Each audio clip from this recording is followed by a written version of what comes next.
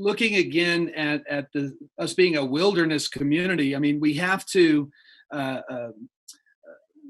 recognize this as the life setting of the New Covenant Church. And so we're analogous to that of Israel, that first generation of Israelites who were in the wilderness. And I think we have to start asking the question at this point, when you already understand the life setting, you have to start asking yourself, well, why would the author of Hebrews compare the New Covenant community to Israel in the wilderness? Why would he use that time in Israel's history when apostasy from the covenant was a very real possibility to illustrate the present situation of the church? I think that that he situates the church in the wilderness experience analogous to Israel's time of sojourning. I think that renders suspect from the very beginning the Credo Baptist interpretation of Jeremiah 31, for example, that they're a regenerate only community. Because why in Israel's history, when they could fall away from the covenant, why would that be the illustration for us under the new covenant when no one can fall away from the new covenant? And so the wilderness really helps us because, just as Psalm 95 said, the wilderness is a time of testing for the people of God. No matter what context you're in, wilderness always implies the testing. The testing of what? The testing of faith. And you have wilderness works that will come out of your faith. And that's what we're to demonstrate. In fact, in chapter 4, verse 10, he says, whoever enters God's rest, that is, whoever enters, I think what he's saying, whoever enters the paradise of the new heavens, new earth, will rest from his works as God did from his. Oh, so we do have works. We're supposed to have these wilderness works that are manifested from our faith.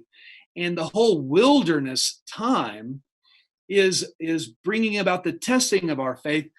It's actually a good thing for us that we might show forth our faith by our good wilderness works. And so we got to understand the life setting, because that's going to shape then the paranetic thrust of the book of Hebrews. The exhortation, right? Yeah. That's right. Yeah. So Hebrews 13:22. Let's discuss the paranetic nature. You mentioned it already. It is a sermon. That's what it is. He uses the phrase, a word of exhortation. He says, I appeal to you, brothers, bear with my word of exhortation. And at that time, that was an idiomatic designation for a sermon. If you want an example of this, you can look at Acts chapter 13, beginning in verse 15.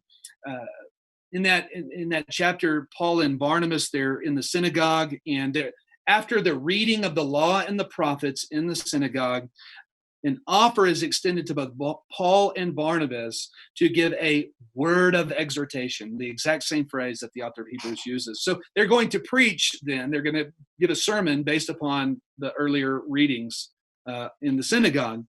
And so this is helping the book of Hebrews. It's a sermon. And so this is what we have to understand from it, the paranetic nature, or the type of exhortation that it is. And my argument is that the paranesis comes, or the exhortation comes, in two forms, namely encouragement and warning. And you just see that back and forth, back and forth, back and forth throughout all of the book.